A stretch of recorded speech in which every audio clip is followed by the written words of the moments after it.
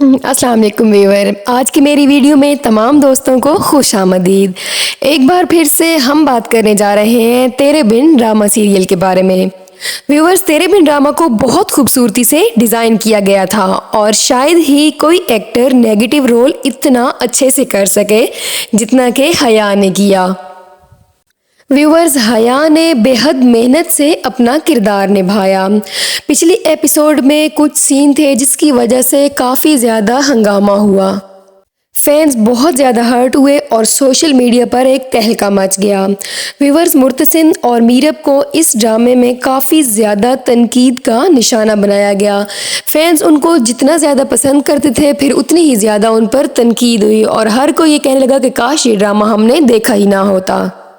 اسی وجہ سے پچھلے ڈرامے کے کچھ سینز کو ڈیلیٹ کر دیا گیا ہے۔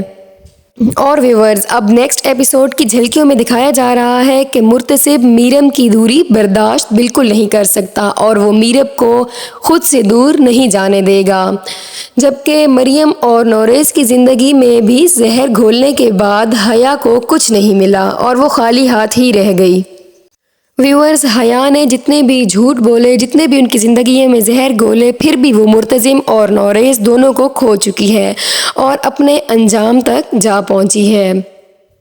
اور ہمیشہ ہی نیگیٹو کردار میں ایسا ہی ہوتا ہے کہ جا کر آخر پہ مجرم کو سزا ملتی ہے، اور حیا کے ساتھ بھی بالکل ایسا ہی ہوا ہے۔ وہ اب بالکل خالی ہاتھ رہ گئی ہے۔ مرتسم جو ہے وہ میرب کا ہوا اور جو نوریز ہے وہ مریم کا۔ تو ویورز، آپ حیا کے بارے میں کیا کہنا چاہتے ہیں؟ Thanks for watching. اللہ حافظ۔